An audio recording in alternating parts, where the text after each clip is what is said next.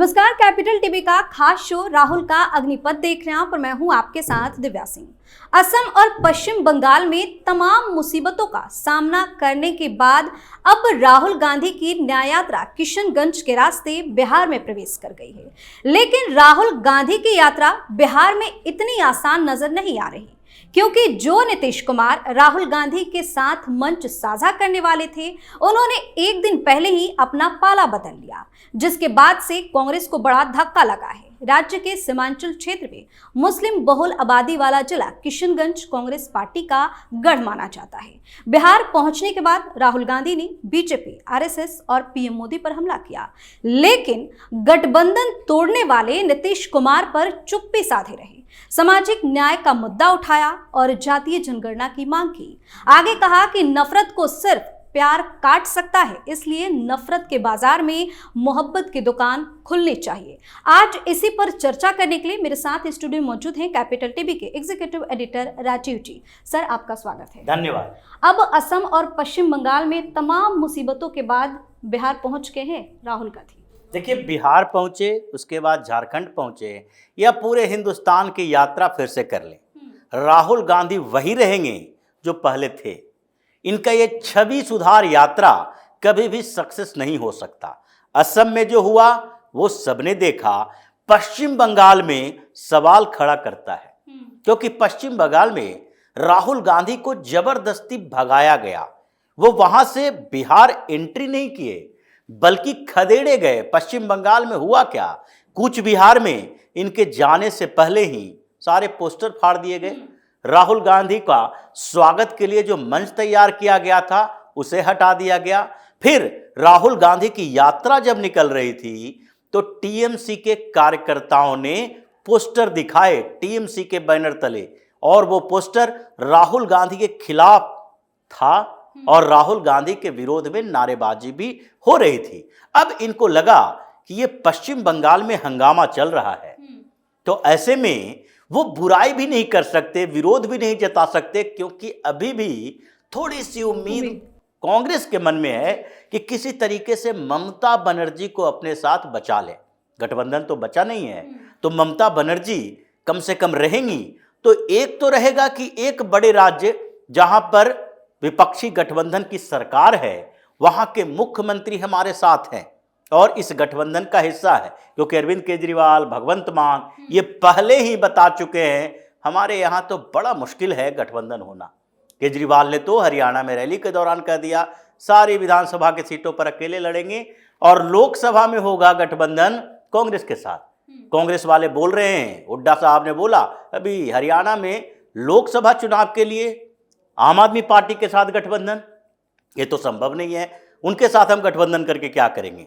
मतलब ममता बनर्जी को बचाने के लिए कांग्रेस वहां पर उनका विरोध भी नहीं कर पाई, जबकि टीएमसी के कार्यकर्ताओं ने राहुल गांधी को खदेड़ दिया, यात्रा करने नहीं दी, मंच नहीं हुआ। सिलीगुड़ी में और न्यू जलपाईगुड़ी में, ये सिलीगुड़ी में जहां पर इनको रैली करनी थी, रैली के परमिशन नहीं दिए गए। खड़गे ने इसको लेकर पत्र भी लिखा, और यही तो बात है कि खड़गे ने पत्र लिखा लेकिन विरोध नहीं किए। राहुल गांधी ने मंच से नहीं बोला कि ममता बनर्जी की सरकार हमें परेशान कर रही है।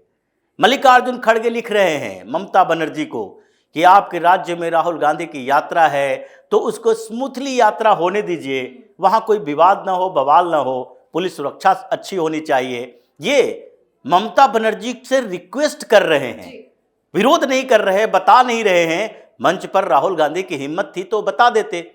कम्युनिस्ट पार्टी के नेता इनके साथ शामिल हुए, टीएमसी के नेता शामिल नहीं हुए, लेकिन फिर भी राहुल गांधी वहां पर चुप्पी साधे रहे। वहां क्या नफरत के बाजार में मोहब्बत की दुकान खोलने नहीं गए थे? वहां जो पश्चिम बंगाल के अंदर नफरत पैदा की है ममता बनर्जी ने, उसके खिलाफ कुछ आपको बोलने की औकात नहीं थी। अब इन्हीं सब मुद्दों पर जब भारतीय जनता पार्टी के नेता बोलेंगे तो इनको परेशानी हो जाएगी। शुभेंदु अधिकारी के ऊपर केस दर्ज हुआ है, जिसमें कांग्रेस के नेता भी शामिल हैं और अभिषेक बनर्जी भी शामिल है। मतलब कांग्रेस और टीएमसी दोनों ने मिलकर केस दर्ज किया है शुभेंदु अधिकारी के ऊपर। ममता बनर्जी को शुभेंदु अधिकारी से इस बात का चिढ़ है क्योंकि वो पहले टीएमसी में थे, बड़े नेता टीएमसी के। टीएमसी छोड़कर भारतीय जनता पार्टी में आए, ममता बनर्जी की परेशानी बढ़ाए। पिछले लोकसभा चुनाव में 18 सीटें भारतीय जनता पार्टी को मिली। अब इस बार 30 सीटें हो सकती है बढ़ के, क्योंकि टारगेट तो वही पश्चिम बंगाल में है। तो इसलिए इन दोनों ने मिलकर किस आधार पर, क्योंकि उन्होंने अपशब्द बोला, ठीक है, वो फ्लो में जो बातें कर रहे थे उस बातों को मीडिया में तो विप करके हटा दिया जाता है, लेकिन ये अपशब्द जो थे वो फ्लो में उन्होंने राहुल गांधी के लिए नहीं बोला। एक जो तकिया कलाम होता है किसी के बोलने का, आगे पीछे कुछ बोल दिया, बिहार में कुछ बोलते हैं, हरियाणा में कुछ बोलते हैं, पंजाब में कुछ बोलते हैं, बोलने का तरीका होता है, क्योंकि वो पूरे फ्लो में जो बोल रहे थे उसमें उनको कहने का मतलब था कि राहुल गांधी पप्पू है और पप्पू ही रहेंगे।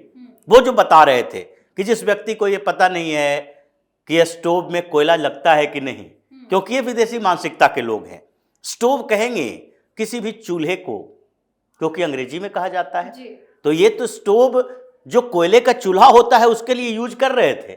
लेकिन आप हिंदुस्तान में हो, हिंदुस्तान के लोगों से मतलब इंटरैक्ट हो रहे हो, तो उसकी भाषा में बोलोगे, या फिर हिंदुस्तान में कोई मैंडालिन में यानी कि चीन की भाषा में बात करना शुरू कर दे रैलियों में, तो लोग क्या समझेंगे? कोई अगर अरबी में बात करना शुरू कर दे, लोग क्या समझेंगे? तो अगर आप लोगों से इंटरैक्ट हो रहे हो तो सही शब्दों का चयन करना जरूरी है।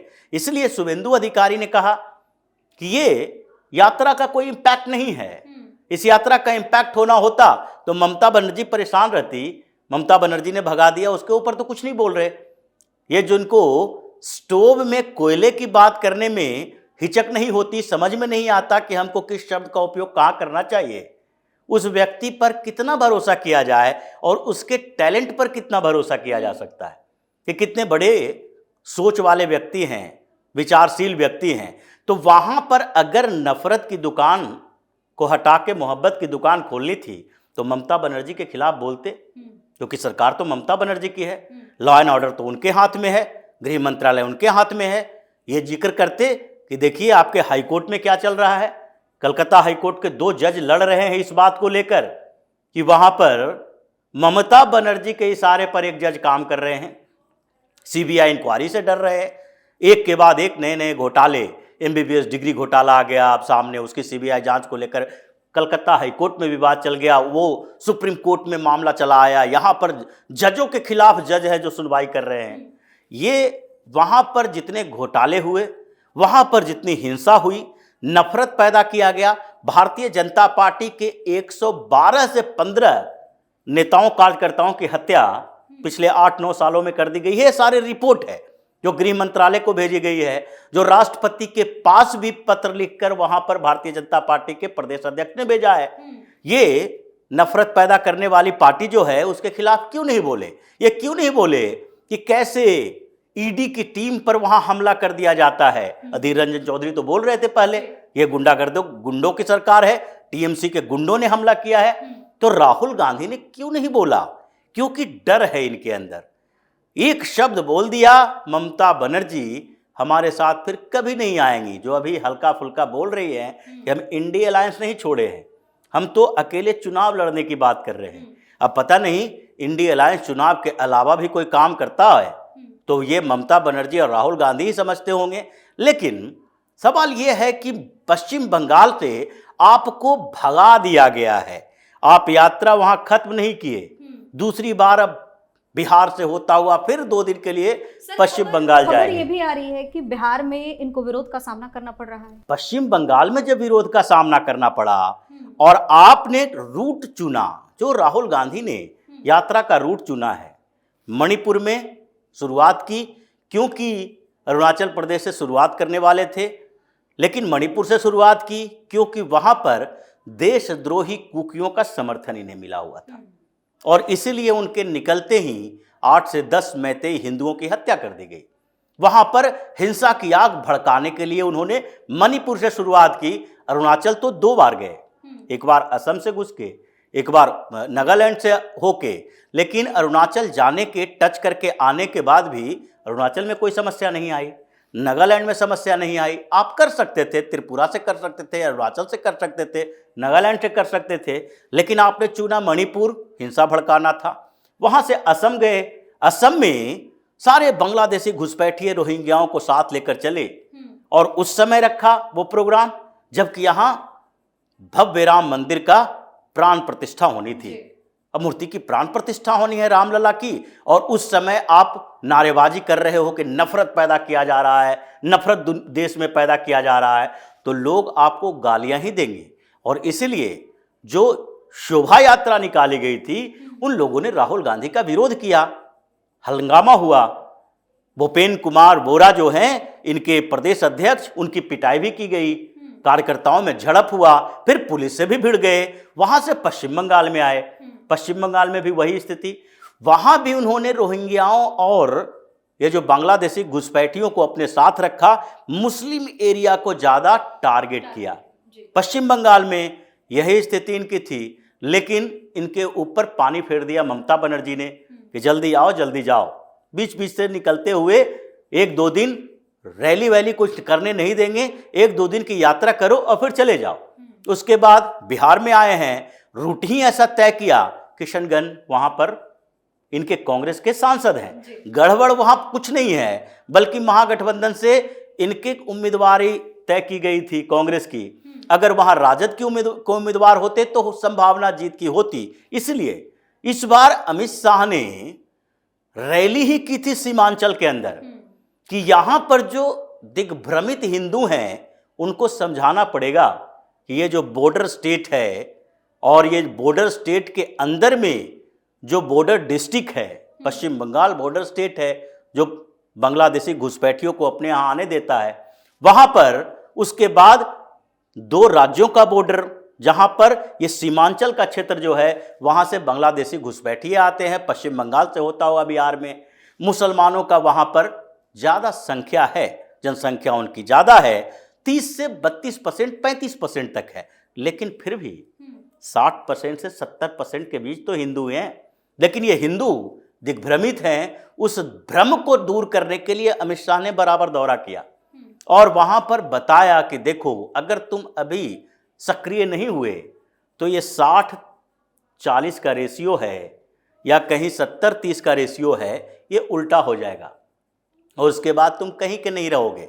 ये पूरा क्षेत्र जो है, जो अभी सैकड़ों पाकिस्तान हिंदुस्तान के अंदर जो छोटे छोटे टुकड़ों में बटे हुए हैं, अपने अपने एस्टेब्लिशमेंट को पाकिस्तान से कम ये लोग नहीं समझता है, जहां पर सघनता है इनकी, वो और बढ़ जाएगा। तो इसलिए ये किशनगंज से जब निकले तो पहले से पता था कि वहां पर मुस्लिम इनके समर्थन में आएंगे, क्योंकि अल्पसंख्यक मोर्चा जो है कांग्रेस की, उसकी बैठक 2 दिन से चल रही थी। बिहार में भी, झारखंड में भी जो अल्पसंख्यक विंग है कांग्रेस का, उसने सारे अपने लोकल लीडर्स को बुला के कहा था जितना हो सके भीड़ जुटाओ, क्योंकि राहुल गांधी की यात्रा ऐसा नहीं दिखना चाहिए कि 1500-2000 लोग आए, सारे मुसलमान ही क्यों ना हो, लेकिन भीड़ दिखे, जुटे। और इसलिए जब वहां से यात्रा गुजरी तो आसपास के लोग भी मोदी के नारे लगाएंगे। ये श्री राम विरोधियों को ऐसे सामान्य तरीके से स्मूथली जाने नहीं देंगे, विरोध होगा, क्योंकि तुमने अभी 23 मार्च को रिजेक्ट किया है, सनातन को अस्वीकार किया है, न्योता ठुकराया है कांग्रेस ने प्राण प्रतिष्ठा का। तो अब तो नीतीश कुमार को यह समझ में आ गई बात बिहार में कि ये जो सैलाब चला है राम मंदिर का, ये ईबीसी, ओबीसी, एससी, एसटी, ये सबसे ऊपर है। जो हम टारगेट करके बैठे हुए थे 63% ईबीसी और ओबीसी मिला के, ये काम न चलेगा जातियों में बांटने वाला। ये लालू यादव और नीतीश कुमार की पुरानी पॉलिटिक्स अब धीरे धीरे भाजपा ने खत्म कर दी है। तो इसलिए जब नीतीश कुमार को रिपोर्ट मिला कि हर जगह से ये जो जन सैलाब दिख रहा था भगवा झंडा लिए हुए, ये सारे लोग ये सवर्ण नहीं थे जो भारतीय जनता पार्टी की बात जिसकी करते हो, ये सारे ईबीसी ओबीसी के युवा भी थे, यादव भी थे, कुर्मी भी थे, कुशवाहा भी थे, धानुक भी थे, ये कोयरी भी, सारे लोग थे, सारे युवाओं के अंदर जोश है। और इस बार ये पीएम मोदी के साथ ही जाएंगे, तो इन्होंने पलटी मार ली।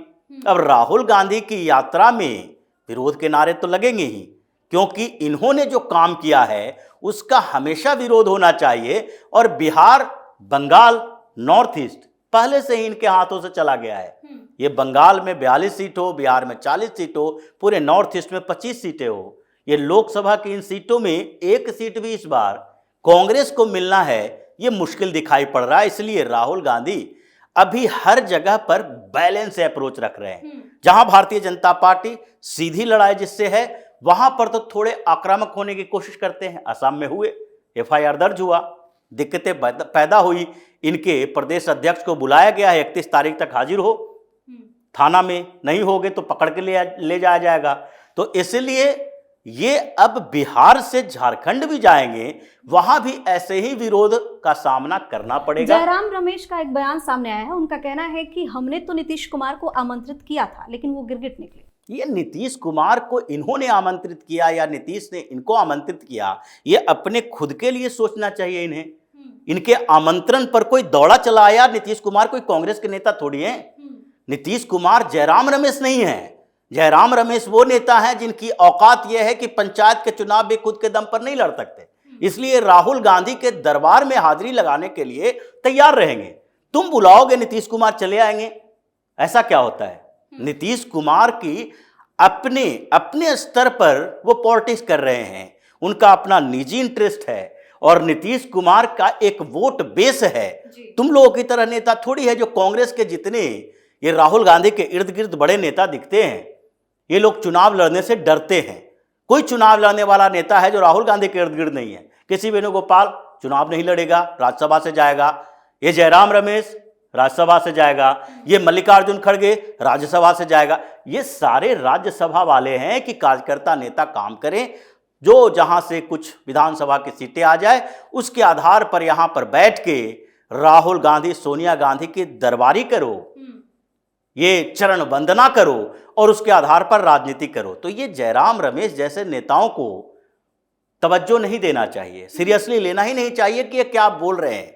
जो राजनीति चल रही है उसमें कांग्रेस फिसड्डी है और अभी आगे भी कांग्रेस की यही दुर्दशा होने वाली है। जी, बहुत बहुत धन्यवाद सर तमाम जानकारी। धन्यवाद। तो जिस तरह से नीतीश कुमार ने इंडी गठबंधन को बड़ा झटका दिया, कांग्रेस उसको पचा नहीं पा रही है, क्योंकि नीतीश कुमार के साथ छोड़ने के बाद राहुल गांधी की न्याय यात्रा बिहार में इतनी आसान नहीं है। आलम यह है कि राहुल गांधी जब अपनी न्याय यात्रा लेकर बिहार पहुंचे हैं तो नीतीश कुमार के बारे में कुछ बोल ही नहीं पा रहे। कहा जा रहा है कि नीतीश कुमार का इंडी गठबंधन से नाता तोड़ना विपक्षी पार्टियों के लिए किसी सदमे से कम नहीं है। आप अपनी राय हमें कमेंट करके जरूर बताएं और देखते रहिए कैपिटल टीवी। नमस्कार।